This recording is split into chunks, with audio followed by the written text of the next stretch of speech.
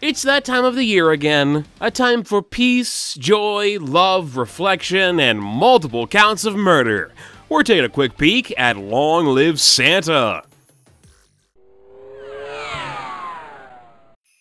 Long Live Santa is a small battle royale multiplayer game where the jolly old elf himself has, died. Don't worry, Christmas isn't doomed, as all the bearded men of Norway's vastly frozen wilderness have grouped together to see which one of them is worthy of becoming the next Father Christmas. How do they determine this? Why, by fighting to the death, of course, 'cause that just makes sense. The game was developed by Dobrog Games, a company that hasn't done a whole lot up to this point. They've only worked on 2 projects so far, neither of which are fully finished.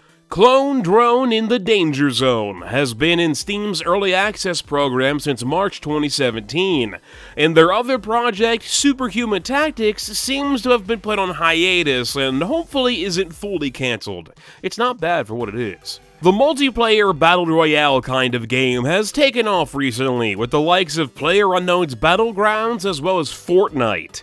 And due to the size of those kinds of games, they can be quite an undertaking for any development team.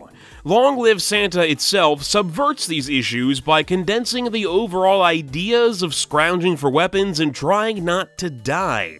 The game was originally made only as a test project the developers were messing around with to see how they could make a multiplayer-focused project. Due to the game's online popularity from websites like Twitch.tv, Dobrog decided to release it as a full project, and I'm happy they did. I'm not a big fan of the Battle Royale type of game. The entire idea is that a large amount of players are thrown into a big play space that is gradually getting smaller, and they must gather resources while avoiding enemy fire in order to become the last person standing to win the match. This idea is interesting in theory, but I feel like 90% of my time is spent either running around empty landscapes, stocking up on supplies only to die quickly anyway, or dying immediately and having to wait till the match is over before I'm able to play again. And that could take a very long time. Long Live Santa takes all of these ideas and simplifies them by having a limited amount of varied weapons and putting players on a rather small-sized map. This means that players are constantly having to deal with each other, either avoiding them or attacking them, and keeps games both intense and quick. There's no way to really run off and hide, and the map is rather open so players can easily see each other at all times. Throw in some jump pads and height variety and you got yourself a fine recipe for fun-filled chaos. All players start in the same general place with nothing to protect themselves but their fists, unlike other Battle Royale games that let players basically pick their starting location. This means that there's always a big scramble at the beginning and a choice. Do you run for cover or attempt to do some damage and maybe take out an opponent at the risk of taking some damage yourself? There's no way to get health back in Long Live Santa, so the whole game becomes focused on risk management. What plays into this is how the game handles its items. While there are only 3 items in the game, all of which being weapons, they are all used vastly differently from each other. There's a sword for up-close and personal fights, a crossbow from some long-range action, and reindeer that can run people over. And that's it. While that's not a lot of things to play with, the fact that each one is designed for a different kind of situation and playstyle really helps to keep things interesting. It's also randomized as to what weapon will be where each game. Weapons drop in from parachuting gift boxes, and the location as to where these are going to land is signified by a big red flare going off. This gives you a choice. Do you run towards the flare in hopes of getting whatever's in the package first, even if it isn't a weapon you happen to know how to use well?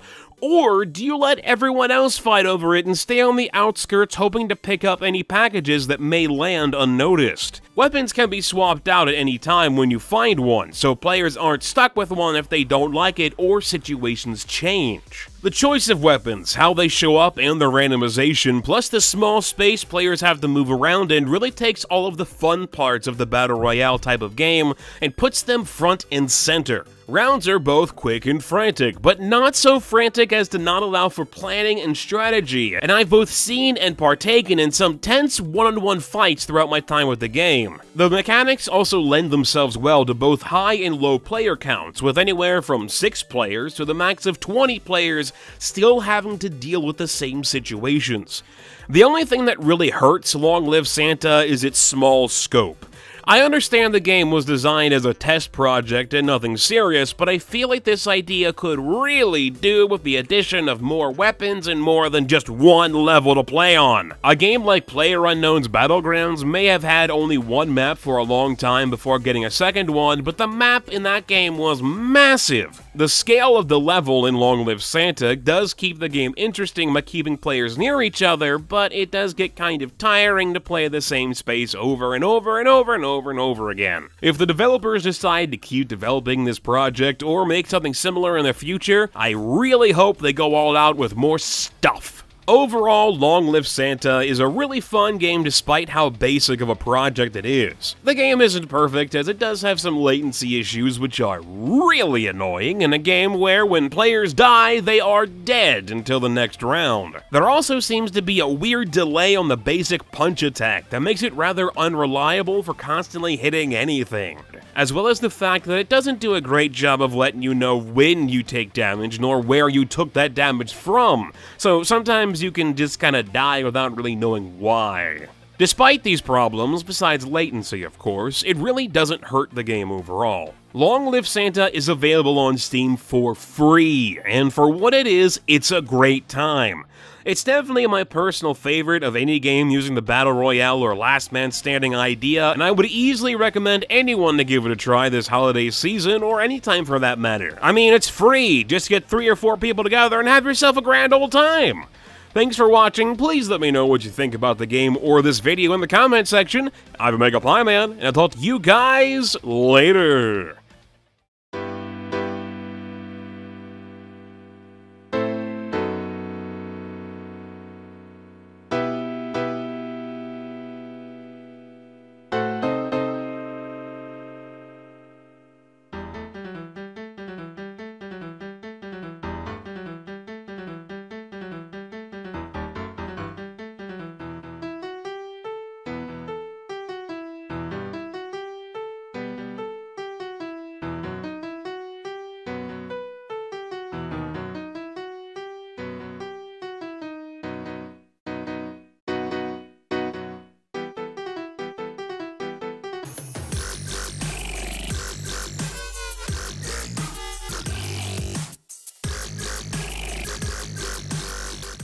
Want to see more quick peeks? Click on the video on the left for Black Mirror, a dark and mysterious adventure game. Or click on the video on the right for Midnight Ultra, a surreal and stylized first-person shooter.